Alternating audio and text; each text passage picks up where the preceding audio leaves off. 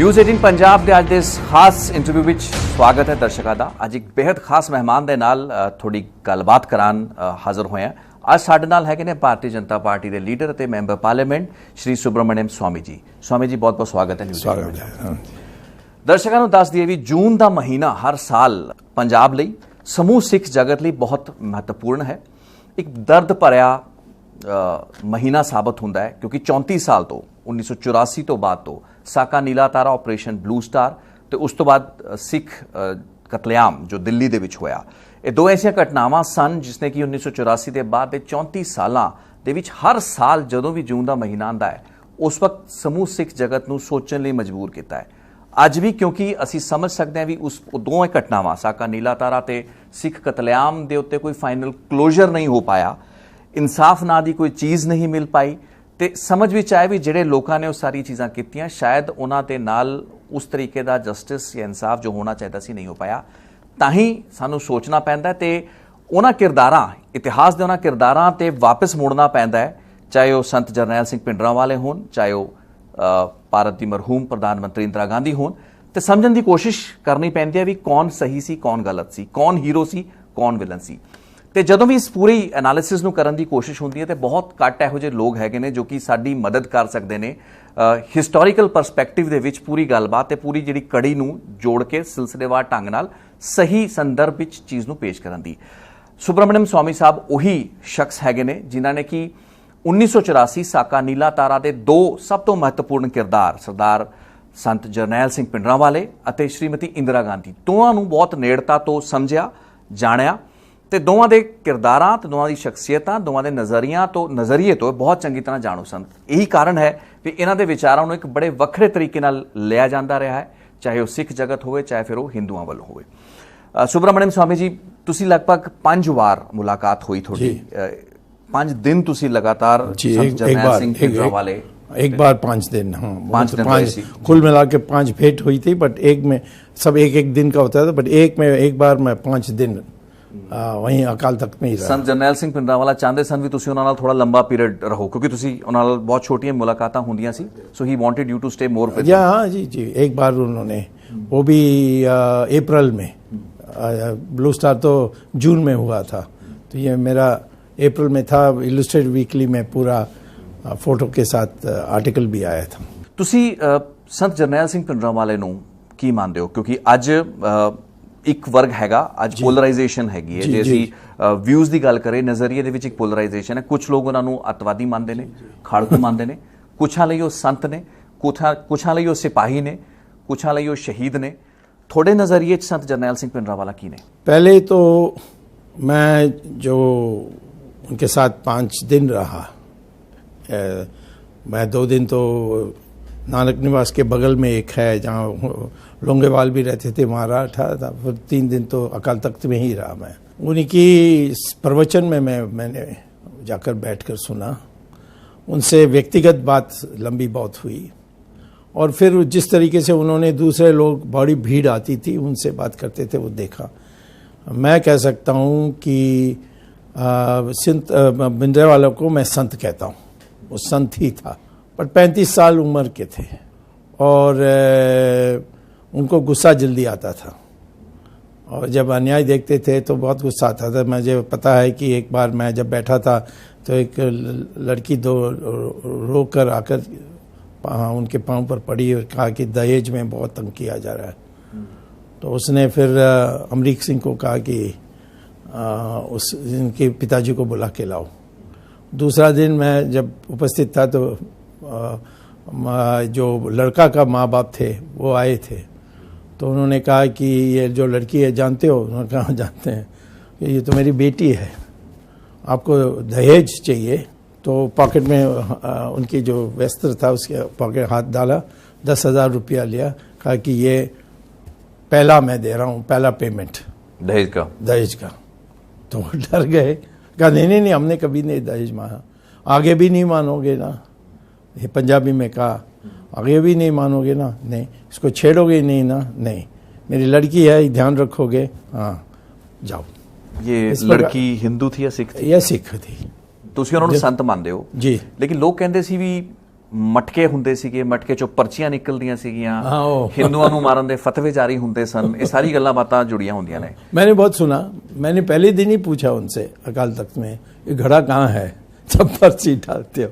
वो हंसे, उन्होंने कहा ये ऐसी उड़ती है। मैंने कहा इसको खंडन करना चाहिए। नहीं, मैं क्यों खंडन करूं।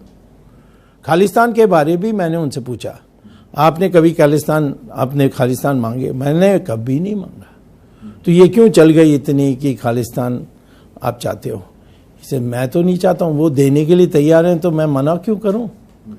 उनको रोकने बोलिए, मुझे मत रोकने बोलिए। एक भी मेरा बयान दिखा दीजिए मैंने जहाँ खालिस्तान मांगा है। और मैंने बहुत ढूंढा, सर्च बहुत किया, एक भी नहीं था। फिर कित्थों आया खालिस्तान? ये तो साजिश थी इंदिरा गांधी और सोवियत रूस की।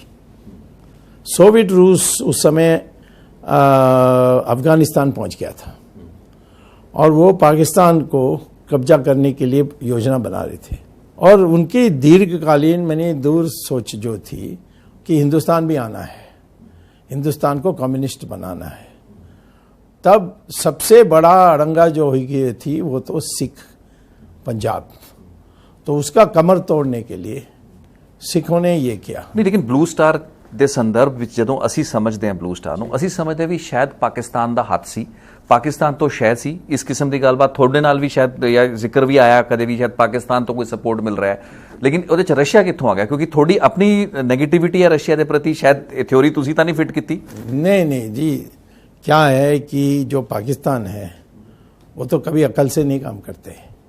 कोई हमारे देश में कहीं भी हो जाएगा वो पहुंच जाएंगे। तमिलनाडु में जब श्रीलंका का मामला था, पाकिस्तानी वहाँ पहुंच गए थे ISI, वो तो बांग्लादेश की बदला लेने के इसमें पागल हो गए हैं। पाकिस्तान तो था ही, परंतु क्या किसके लिए? ये कभी जो भी आतंकवादी थे वो कौन थे मैं नहीं जानता हूँ आज तक। आतंकवादी होते तो रोज प्रेस कॉन्फ्रेंस क्यों करते? कोई टेररिस्ट ऐसा प्रेस कॉन्फ्रेंस करता है? वो भी कहाँ? गोल्डन टेम्पल में। कौन बदनाम कर रहा है? State? Was it state? Indira Gandhi. Bhindranwala, आप समझते भी Bhindranwala was pitted against the state of India और the state which was very powerful. वो तो पावरफुल था ही, तो इसीलिए झूठ चल गई। मेरा एक थोड़ा काउंटर क्वेश्चन है, because it will help you frame your answer. Question मेरा ये है कि ਅਸੀਂ ਗੁਰੂ ਨਾਨਕ ਨਿਵਾਸ ਤੋਂ ਸੰਤ ਭਿੰਡਰਾਂਵਾਲੇ ਆਪਣੇ ਸਪੋਰਟਰਸ ਦੇ ਨਾਲ ਅਕਾਲ ਤਖਤ ਸ਼ਿਫਟ ਹੋ ਗਏ। ਉਸ ਪੂਰੇ ਕੰਪਲੈਕਸ ਦੀ ਹਥਿਆਰਬੰਦ ਲੋਕਾਂ ਨੇ ਇੱਕ ਬੈਰੀਕੇਡਿੰਗ ਕਰ ਲਈ। ਉੱਥੇ ਇੱਕ DIG ਲੈਵਲ ਦੇ ਅਧਿਕਾਰੀ ਨੂੰ ਮਾਰਿਆ ਗਿਆ। ਪੰਜਾਬ ਦੇ ਵਿੱਚ ਕਤਲੋ ਗਾਰਤ ਹੋ ਰਹੀ ਸੀ। ਇਹ ਸਾਰੀਆਂ ਚੀਜ਼ਾਂ ਹੋ ਰਹੀ ਸੀ। ਕੀ ਆਪਾਂ ਇਹ ਕਹਿਣਾ ਚਾਹ ਰਹੇ ਵੀ ਇਹ ਸਭ ਇੰਡੀਅਨ ਏਜੰਸੀਜ਼ ਕਰਵਾ ਰਹੀਆਂ ਸੀਗੀਆਂ? ਉਹਦੇ ਪਿੱਛੇ ਇੰਡੀਅਨ ਏਜੰसी ਸੀ, कुछ ना कुछ तो गलती कितना कितना हुई होनी है ना। ये मुझे नहीं पता है, परंतु मुझे पहले शुरू में क्या बताया गया कि रूम नंबर 32 नानक निवास में खालिस्तान का हेडक्वार्टर्स है। वहाँ पासपोर्ट छप रहे हैं, करेंसी नोट छप रहे हैं।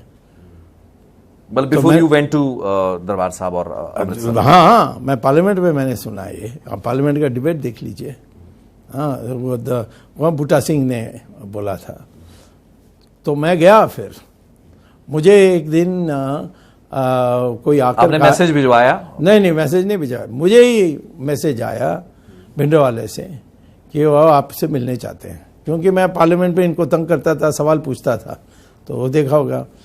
तो मैंने जब पहुंचा तो पहले वो नानक निवास के ऊपर बैठे थे छत में। तो ऐसे जाएं तो उन्होंने स्वागत किया, फिर सबको मुझे इंट्रोड्यूस किया।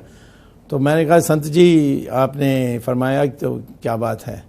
उन्होंने कहा कि जो इमरजेंसी में तुमने की थी उसका मैंने कहानी सुनाए लोगों को। पंजाबी सुनाई सी उन्होंने? हाँ, पंजाबी।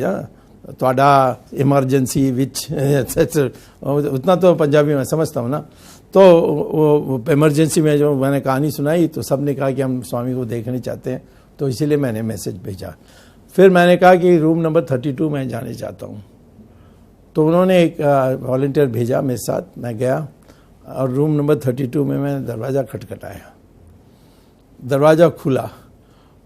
अंदर एक चारपाई, एक स्टोव, एक 14 साल का लड़का चाय बना रहा था।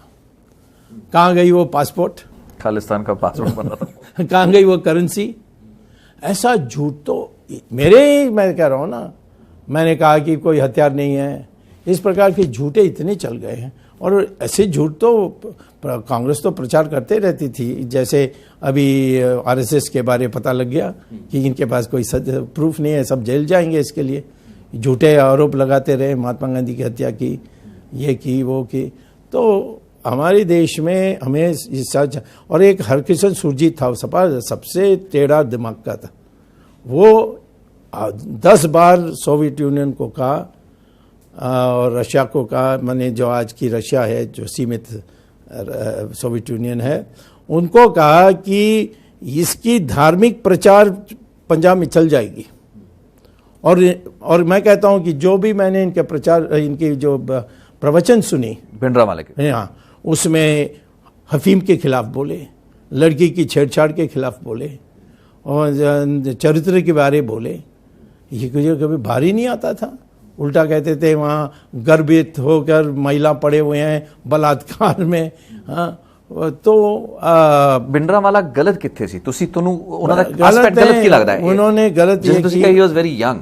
हाँ, 35 साल का था। He was taken in by the state and mighty machinery। वो जो प्लांट किया लोग वहाँ, वो सब RAW, IB ऐसे लोग हैं जो इंदिरा गांधी के साथ थे, सोवियत रूस के लोग, ऐसे लोग थे। और ज्यादातर जो हुआ, अब हत्या हुई वो जो अटवाल DAG थे, किसने किया? कभी जांच हुई है इसकी? अब उसके ब्लास्टर के बारे में तो बात तो करना चाहिए था, नहीं किया। ऐसे चीजों का जब अब कहना बहुत आसान होता है कि एजेंसियां करा रही हैं, लेकिन पॉइंट है कि मैंने कहा एजेंसी कराई है, मैंने कहा किसने कहा? कई वर्ग कहते हैं, कई लोग कहते हैं जी एजेंसियां ने करवाया जी। संत भिंडरावाले तक कभी भी दरबार साहब ਨੂੰ ਨੁਕਸਾਨ ਨਹੀਂ ਪਹੁੰਚਾਉਣਾ ਚਾਹ ਸਕਦੇ ਸਨ अपनी लाइफ ਦੇ ਵਿੱਚ, लेकिन fact is that he was fortifying that whole place. क्या फोर्टिफिकेशन थी? कोई भी पत्रकार जा सकता था, आ सकता था। किसी ने लिखा कि मेरा बंदूक वाले थे, मैं तो वहाँ ठहरा था, मैं तो जानता हूँ। वो तो जैसे पहले है। हाँ, सिख वैसे भी हथियार तलवार लेकर घूमते हैं। एक बार मैंने भिंडरे वालों को कहा था, संत जी को, उसने कहा ये बीबी जी, इंदिरा गांधी को बीबी जी कहते थे, ये मुझे क्यों नहीं मिलती? तो मैंने फिर यहाँ आकर पूछा था, इंदिरा गांधी तैयार नहीं थी। मुझे लगता था उसका मन बन गया था कि वो सोवियत यूनियन नहीं छोड़ने वाली थी उसको। सोवियत यूनियन की इच्छा थी, हरकिशन सुरजीत की इच्छा थी। तो मैं आने जब वापस दोबारा गया तो उन्होंने पूछा बीबी जी की क्या आएगी बात करने के लिए या मैं जाऊँगा? इंदिरा गांधी? हाँ, बीबी जी, हाँ, इंदिरा गांधी। तो मैंने कहा कि वो आपसे मिल नहीं सकती, क्योंकि वो कहती है तुम आप ये जो कार्ट्रिजेस की जो बेल्ट लगाई है, तलवार उठा रहे हो, हाँ, ये सब देते, डरती है। तो कहता है कैसी बात करते हो? वो यासिर अराफात आया, पिस्तल साइड में था, उसका गला लगा रही थी वो। तो ज्ञानी जी ने बहुत प्रयास किया मुझसे। मुझे आप जब तुसी भिंडरावाले दे नाल मिल रहे सी, तुसी 5 बार मिले, तुसी नाल 5 दिन वे थोड़ी कोशिश की सी, तुसी की करना चाह रहे सी, किस दे इशारे ते तुसी की अचीव करना चाह रहे सी? मैं तो कह रहा था कि जब भिंडरावाले ने मुझसे कहा कि खालिस्तान मैंने नहीं मांगा, तो खालिस्तान का सवाल नहीं है, फिर क्या है, गोल्डन एक्सप्रेस का एक ट्रेन चलाओ, गुरबानी होनी चाहिए, गुरबानी। अभी सिखों का हम एहसान नहीं मान सकते हैं क्या? गुरु गोविंद सिंह होते तो मुगलों का कमर टूटता, इस देश मुक्त होता मुगलों से। गुरु गोविंद सिंह ने किया, और किसके लिए किया? हम लोगों के लिए किया। गुरु टेक बहादुर ने बलिदान क्यों हुए? वो तो सिखों के लिए नहीं, वो तो इसीलिए कि शुरुआत में वो जिनेवा का सवाल आया था, बाद में ये जो मुसलमान बनने की जो जिद थी औरंगजेब की, उसके हुआ। क्या उसने नहीं किया? हमारी तो इतनी बड़ी कौम, और हमारी फौज में है 20% है, 2% पॉपुलेशन में 20% है, लड़ते मरते हैं। जो उन्होंने दी मंगा सी वैलिड लग रही हैं, द लॉजिकल डिमांड्स। तो उसमें क्या थी? Khalistan was not the factor, जो कि दिल्ली में यहाँ पे प्रोपेगेंडा था कि खालिस्तान और सेसेशनिस्ट एजेंडा है। नहीं, मैं तो कह रहा हूँ ना, मैंने तो सेटिस्फाई कर लिया, मैं कोई मूर्ख नहीं हूँ, मैंने दुनिया देखा है। इमरजेंसी में यहाँ मैं पार्लियामेंट में आया गाया, ये यद्यपि मेरे नाम पर इंटरपोल नोटिस थी, तो मुझे तो जानकारी तो मिलती ही रहती है। तो पूरा मैं कह रहा हूँ कि खालिस्तान को सवाल नहीं था। अच्छा, आनंदपुर साहिब की रेजोल्यूशन थी, उसमें ऐसी बातें, उस पर डिस्कशन के लिए तैयार थे। वो कह रहे थे बातचीत करें, और उनको पहले बड़ा किया गया। इंदिरा गांधी ने भिंडरावाला को बड़ा किया पहले, फिर देखा कि वो कंट्रोल से बाहर है, फिर देखा जी कि सोवियत यूनियन कह रही है कि ये सारा रिलीजियस, जैसे आजकल बीजेपी को टारगेट कर रहे हैं विदेशी, वैसे भिंडरावाला को भी टारगेट किया था कि ये धार्मिक बना देगा तो फिर कम्युनिस्टों का कोई फ्यूचर नहीं है, क्योंकि ये झूठा खबर भेजता था हरकिशन सुरजीत कि कम्युनिस्ट का पकड़ अभी आ रही है, फैल गई है, ये है वो है। अब वो भिंडरावाला रास्ते में। इंदिरा गांधी ते ਆਪਾਂ ਵਾਪਸ ਆਈਏ। इंदिरा गांधी ਦਾ ਭੂਮਿਕਾ ਇਹ ਸਮਝਿਆ ਜਾਂਦਾ ਵੀ इंदिरा गांधी ਸ਼ਾਇਦ ਠੀਕ ਹੈ, ਇਹ ਸਮਝਿਆ ਗਿਆ ਵੀ ਬ੍ਰਿਟੇਨ ਦੇ ਵਿੱਚ ਫੈਬਰੂਰੀ ਦੇ ਵਿੱਚ ਹੀ ਪਲਾਨ ਕਰ ਲਿਆ ਗਿਆ ਸੀਗਾ ਆਪਰੇਸ਼ਨ ਬਲੂ ਸਟਾਰ, ਉਹਦੀ ਕੁਝ ਡਰੈਸ ਰਿਹਰਸਲ ਟਾਈਪ ਵੀ ਇੱਥੇ ਹੋਈ, ਲੇਕਿਨ ਲੋਕ ਅਜੇ ਵੀ ਇਹ ਮੰਨਦੇ ਨੇ ਵੀ इंदिरा गांधी ਨੂੰ ਮਿਸਲੀਡ ਕੀਤਾ ਗਿਆ ਜਾਂ ਮਿਸਗਾਈਡ ਕੀਤਾ ਗਿਆ into carrying out this army operation. Indira Gandhi Soviet Union की क्या मैं कहूँ दासी थी, माने उनकी बातों पर चलती थी, उनके कहने पर रहनी थी। ਇਹਦਾ ਆਧਾਰ ਕੀ ਹੈ? ਤੁਸੀਂ ਬਾਰ-ਬਾਰ ਸੋਵੀਅਤ ਯੂਨੀਅਨ ਦਾ ਨਾਂ ਲੈ ਰਹੇ ਹੋ। ਸੋਵੀਅਤ ਯੂਨੀਅਨ ਵਾਂਟਡ ਕਿ ਸਿੱਖਾਂ ਦਾ ਜਾਂ ਸਿੱਖਾਂ ਦਾ ਧਰਮ ਪ੍ਰਚਾਰ ਨਾ ਹੋਵੇ on the basis of Harkishan Singh Surjeet CPI, ਲੇਕਿਨ ਤੁਹਾਡੇ ਕੋਲ ਇਸ ਚੀਜ਼ ਦਾ ਕੋਈ ਪ੍ਰੂਫ ਹੈ? How do you analyse? ਤੁਸੀਂ ਕਿਵੇਂ ਇਸ ਚੀਜ਼ ਦੇ ਕੰਕਲੂਜਨ मैं कह रहा हूँ कि जो पेपर्स हैं ब्लू स्टार के, उसको डिक्लासिफाई करो। हमारी सरकार भी तैयार नहीं है, मुझे कहा अभी नहीं। उसमें एक्सप्लोसिव मटेरियल है सोवियत यूनियन का। जो ਤੁਹਾਡਾ व्यू ਕਿਵੇਂ ਬਣਦਾ ਹੈ? ਤੁਸੀਂ ਕਿਵੇਂ ਕਹਿੰਦੇ ਹੋ ਵੀ सोवियत यूनियन मैं जानता हूं, मुझे सोवियत एम्बेसडर ने एक दिन एक रिसेप्शन में मिले थे। उस वक्त सोवियत, उस वक्त 84 की जनवरी बात कर रहा हूं, तो उन्होंने मुझे सीधा कहा कि आप भिंडरावाला को क्यों सपोर्ट कर रहे हो? मैंने कहा ये हमारी देश की मामला है, तुम्हें क्या इसमें जाता है? नो वो CIA का एजेंट है। मैंने कहा कैसे पता है? वहाँ ट्रांसमीटर है अकाल तख्त में, वहाँ से वो कम्युनिकेट करते हैं। मैंने कहा क्या कम्युनिकेट करते हैं? कोई साजिश? मैंने कहा मैं तो 5 दिन वहाँ रह कर आने वाले हूँ और उस समय मैं बता दूंगा रिपोर्ट। पर तो कई बार मैं अकाल तख्त गया और भिंडरावाला भी लेट स्टेज में ही अकाल तख्त गए थे, वो पहले वहाँ सराव में थे। हाँ, तो इसीलिए उन्होंने मुझसे कहा कि नो, ये CIA का प्लॉट है, देश के खिलाफ है, आपको इस पर उनको सपोर्ट नहीं करना चाहिए। तो उनका क्या दिलचस्पी है कि वो एक पार्टी में आकर मुझसे बात करें? तो इसीलिए मैं समझता हूँ कि अगर मैं ये कहूँ कि सोवियत रूस ने या रशिया ने इंदिरा गांधी को मिसगाइड किया, मिसलीड किया, परसुएड किया, कोवैक्स किया into doing something which was not, और उनके लिए भी घातक साबित हुआ ना। ज्ञानी जैल सिंह उनके जो झाड़ू लगाने वाले आदमी थे, उन्होंने 10 बार कहा उनसे कि मत करो। मुझे पता है ज्ञानी जैल सिंह को आइडिया था कि मिलिट्री ऑपरेशन हो सकता है, आर्मी ऑपरेशन। हाँ, मुझे कहा एक दिन अप्रैल से मैं जब आया था तो मई फर्स्ट वीक में कहा मुझे बुलाकर कि मेरी तो बात नहीं सुनती, तुमसे थोड़ी डरती है इमरजेंसी के काल से, तो उसको जाकर समझाओ। वैसे उसके बेटा तो मेरा बहुत घनिष्ठ मित्र हो गया था, राजीव। तो मैं इंदिरा जी से अपॉइंटमेंट लिया और इंदिरा जी को मैंने कहा कि तुम सिखों का मंशा नहीं जानते हो, जो उधम सिंह का है या उनके जो वीर हैं, सबसे ज़्यादा तो काला पानी पार करके जेल में रखे गए तो सरदारी थे, तो ये क्यों कर रहे हो आप? तो मुझे इतना ही कहा उन्होंने, मुझसे नहीं मत बात करो, राजीव से बात करो। मैंने कहा राजीव तो प्राइम मिनिस्टर नहीं है, आप प्राइम मिनिस्टर हैं। मेरी राय में सोवियत का हितैषी थी सोनिया गांधी, वो दे रही थी, इसलिए वो राजीव गांधी से बात करने के लिए बोल रहे हाँ, वो सीधा तो नहीं कह सकती थी सोनिया से बात करो, क्योंकि मैंने सोनिया गांधी की कई भ्रष्टाचार पोल उस समय भी खोल दिया था पार्लियामेंट में। तो उन्होंने फिर कहा, राजीव से मेरी दोस्ती पता था, तो उन्होंने कहा उनसे बात करो। मैं नहीं करूँगा। अगस्त को 84 ब्लू स्टार होने के बाद मैं पार्लियामेंट के लोकसभा लॉबी से जा रहा था, तो मेरे सामने इंदिरा गांधी आ गए। उसने मुझे रोककर कहा, तुमने सही कहा है, ये मेरे पीछे पड़े हैं, अब कुछ हो सकता है।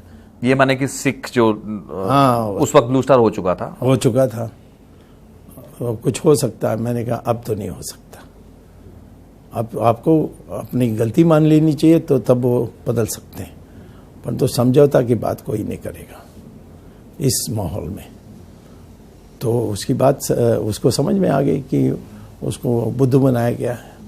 स्वामी ਤੁਹਾਨੂੰ ਕਦੇ ਅਫਸੋਸ ਹੁੰਦਾ ਵੀ ਤੁਸੀਂ ਪਿੰਡਰਾਂਵਾਲੇ ਸੰਤ ਜਰਨੈਲ ਸਿੰਘ ਪਿੰਡਰਾਂਵਾਲੇ ਦੇ ਬਹੁਤ ਨੇੜੇ ਸੀ, ਤੁਸੀਂ ਤੁਹਾਡਾ ਐਕਸੈਸ ਸੀ, ਉਹ ਤੁਹਾਡੇ ਤੇ ਵਿਸ਼ਵਾਸ ਕਰਦੇ ਸਨ ਬਹੁਤ। ਇੰਦਰਾ ਗਾਂਧੀ ਤੱਕ ਵੀ ਤੁਹਾਡਾ ਐਕਸੈਸ ਸੀ, being whatever trouble you had created for her in the past, and Giani Zail Singh you were one person ਜੋ ਕਿ ਜੇ ਸ਼ਾयद थोड़ा ਜਿਹਾ ਹੋਰ ਐਕਟਿਵ ਹੋ ਸਕਦਾ, this could have been avoided. वैसे इतनी जलन थी कि सारे लोग लगे हुए थे, कांग्रेस के लोग लगे हुए थे। मैं उन्होंने लोगों के बारे जानना चाहूँगा बिकॉज ये भी समझा जाता है कि इंदिरा गांधी तो इंपॉर्टेंट और कौन लोग सी जो इंदिरा गांधी को गाइड कर रहे सी। तुसी सोनिया गांधी वाल या तुसी राजीव वाल इशारा कर रहे हो, लेकिन मैं समझना चाहांगा भी ज्ञानी जैल सिंह, बूटा सिंह जो कि उस वक्त होम मिनिस्टर थे और उन्हें गाइड कर रहे थे, दरबारा सिंह जो कि चीफ मिनिस्टर से हटा चुके, दरबारा सिंह तो दूसरी बात है, तो दुश्मनी में। लेकिन फिर इंदिरा गांधी ने एडे बड़े एडवाइजर मैं बताता हूँ, 3 लोग थे, अक्सर, डीपी धर और एक और जो कश्मीरी पंडित है, वो भी कश्मीरी पंडित है, और केजीबी का पक्का आदमी था। ये 3 लोग, ये सारे जो प्रो रशियन लोग थे वो थे एडवाइजर्स इसके। इंदिरा गांधी ने कभी महसूस नहीं किया कि सिखों के इतने बड़े मुद्दे पर मैं एक सिख एडवाइजर जो कि मेरे होम मिनिस्टर और मेरे प्रेसिडेंट तक हैं, उन्होंने भी राय लेना? नहीं, उनको तो कुछ मानती नहीं थी, और सिखों के साथ मैंने बेवकूफ़ी की। ये तो उसने अंत में अगस्त में मुझे बताया भी। गलत किया मतलब मैंने कहा नहीं, आपकी बात सही निकली। वो मुझे कहा कि ये माफ़ नहीं करेंगे। ये उनमें डर था या अफसोस था? डर था अपना जान का। अफसोस तो इंदिरा गांधी कभी अफसोस नहीं कर सकती थी, वो तो समझती थी नेहरू परिवार भगवान के औलाद है। तो परंतु भयंकर नुकसान इससे हमारी देश के लिए हुई है। मैं सिख समुदाय को बधाई देता हूँ कि आज भी इतना होने के बाद वो हमारे देश में हमारे बल बन के बैठे हैं, हर जगह में हैं, और परंतु उनके साथ न्याय होना चाहिए। थोड़े साल की होना चाहिए सीगा कोई जैसे अपार्थाइड में अफ्रीका में we had this truth and reconciliation commission, इस किस्म का कुछ भी नहीं हुआ, ना ब्लू स्टार में हुआ, ना राइट सिख। अभी नहीं हो सकता। पहला आप ये 84 के जो इन लोगों ने किया, सबको पता है किसने किया, दंगा हाँ 84 में दंगे अक्टूबर, उसका इसको जेनोसाइड कहकर कोर्ट में चलाओ। मैंने उनका जो वकील थे फुलका, उनसे भी कहा था, उन्होंने कहा कि मैं आके आपको बताऊंगा, पर कभी नहीं आए। अच्छा, वहाँ भी हो सकता है कि लोग मुझे घुसने के लिए पसंद नहीं करेंगे। बड़ा बड़ा क्वेश्चन है क्योंकि वो भी कितने पहुंचता रहे नहीं मामले, वो कोर्टा भी चल रहे हैं। ये आईपीसी में तो कभी नहीं पहुंचेगा। इसको जेनोसाइड बनानी चाहिए, जेनोसाइड बने, जेनोसाइड कन्वेंशन लागू होगी, फिर उसके जो एविडेंस की एक्ट है उसको उसमें संशोधन होगा। Legally it is possible. मैंने तो पार्लियामेंट में मैंने एक रेजोल्यूशन भी इंट्रोड्यूस किया है, उसका बैलेटिंग नहीं हुआ है अभी, परंतु आई मीन लिस्ट में है। तो ये तो पहला this state of mind and this level of ਆਪਾਂ ਕਹੀਏ ਵੀ conviction that the governments have had. Congress ਦਾ ਹਾਲ ਦੇਖ ਲਿਆ, ਅਸੀਂ ਬੀਜੇਪੀ ਦਾ ਹਾਲ ਦੇਖ ਲਿਆ, ਹੁਣ 4 ਸਾਲ ਤੱਕ ਬੀਜੇਪੀ ਦੇ ਹੋ ਗਏ। But the fact of the matter is ਵੀ ਕੋਈ ਕਿਹਨੂੰ ਕਹਿੰਦੇ ਵੀ ਛੱਤਾ ਹੈ, ਮਧੂਮੱਖੀਆਂ ਦਾ ਛੱਤਾ ਹੈ, ਕੋਈ ਉਹਨੂੰ ਹੱਥ ਨਹੀਂ ਪਾਣਾ ਚਾਹੁੰਦਾ। So nobody is talking in terms of reconciliation, और कोई करेगा भी नहीं। तो ये तो एक विशफुल थिंकिंग रह जाएगी जो तुसी कह रहे हैं। नहीं, इतना निराश नहीं होना चाहिए। यहूदियों के साथ भी जो न्याय हुआ बहुत साल लगे, और आज जो अन्याय आरएसएस के साथ हुई, 3 बार बैन हुई, उसका भी आज इलाज हो रहा है, और इसको नहीं छोड़ना है, होगा ज़रूर। मैं जानता हूँ हमारी बीजेपी में लोग हैं कि इसको किस तरीके से हम ख़त्म किया जाए। अब ऐसे भी लोग हैं जो ब्यूरोक्रेसी में कहते हैं, क्योंकि उनको डर लगता है कि कहीं ब्यूरोक्रेसी में मामला ना आ जाए। मिलिट्री का जो कमांडर इन चीफ था सुंदर जी, उसने कहा कि 4 घंटे में मैं पूरा कर दूंगा ऑपरेशन जी। उसको टैंक लाना पड़ा इसीलिए क्योंकि वो 2 दिन के बाद भी कुछ नहीं कर सके।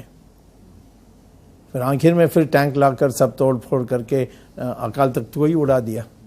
आर्मी जनरल्स को कितना रिस्पॉन्सिबल मानते हैं इस कैलकुलेशन के लिए? नहीं, उसमें आर्मी जनरल्स जो थे, जैसे जनरल सिन्हा, उसको तो इंदिरा गांधी ने निकाल दिया। उसने, वो उस समय इंचार्ज था पंजाब का, और उन्होंने रिपोर्ट दे दिया कि बेवकूफ़ी मत करिए, ये तो सुलझा जा सकता है आसानी से, मिलिट्री करोगे तो ये सदा के लिए जख्म होगा। और वही हुआ। और उसको तो निकाल दिया। फिर वो हमारे साथ आए, हमारे पार्टी के साथ आए, तो अब वो फिर गवर्नर बन के, आई मीन जब एनडीए आई तो गवर्नर बने। जनरल सुंदर जी, जनरल वैद्या जो आर्मी चीफ थे, बुलबुल भाई ब्राड, देखिए, दयाल। मैं सुंदर जी के बारे में जानता हूँ। उन्होंने ये कहा था, ये तो 4 घंटे की बात है। दे आर ऑल पॉलिटिकल जो फियास्को था इन terms of that wrong decision making, क्या वो मिलिटरीली या आर्मी लेवल पे हैंडल हो सकता था? दो इट इज वेरी डिफिकल्ट।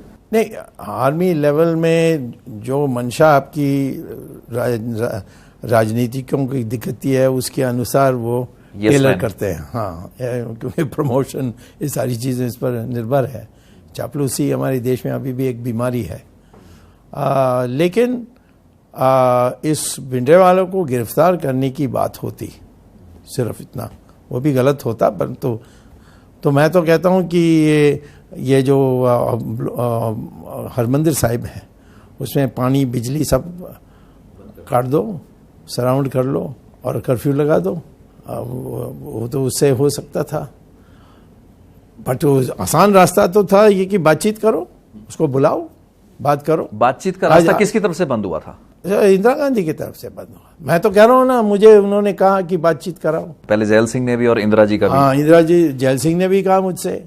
सिर्फ बूटा सिंह कहते थे बच के रहो, ये सरदार लोग ऐसे हैं वैसे हैं।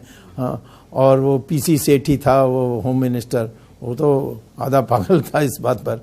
तो ऐसे लोग थे जो उसको भड़का रहे थे, पर ज़्यादा सोवियत माइंडेड लोग, कम्युनिस्ट लोग, कम्युनिस्टों का देख लीजिए।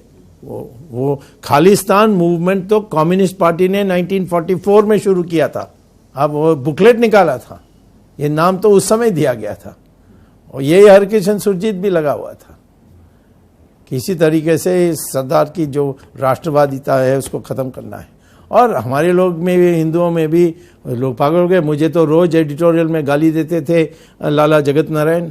लेकिन जो लाला जगत नारायण का आपने रेफरेंस दिया, जो हिंदू एक पोलराइजेशन हुआ, हिंदू डर गया था उस वक्त, जो पंजाब का हिंदू सीगा जिहड़ा वो डर गया सीगा।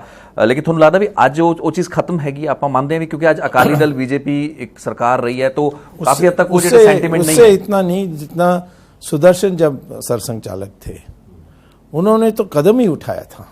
उन पर विश्वास करके बहुत लोग आए थे।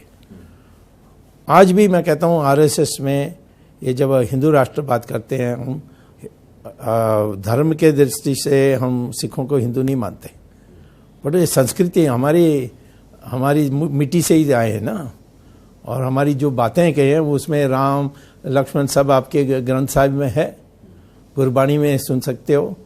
तो ये हमारे रिश्ते इनकी इतनी निकट है, इसको हमारे देश में एकता के लिए इनकी जरूरी है। ऐसा आरएसएस में बड़ा स्ट्रांग फीलिंग है। और कभी मुझे उस वक्त भी था 84। हाँ, 84 में भी था। मेरा आखिरी क्वेश्चन थोड़े तो सुब्रमण्यम स्वामी की लगता भी अपनी ਜਿਹੜੀ ਵੀ ਤੁਸੀਂ ਭੂਮਿਕਾ ਅਦਾ ਕੀਤੀ, ਤੁਸੀਂ ਰੁਖ ਬਦਲ ਸਕਦੇ ਸੀ ਕਿ ਜੋ ਕੁਝ ਹੋਇਆ, ਤੇ ਤੁਹਾਡਾ last piece of advice to Bhindranwale and to Indira Gandhi की सी?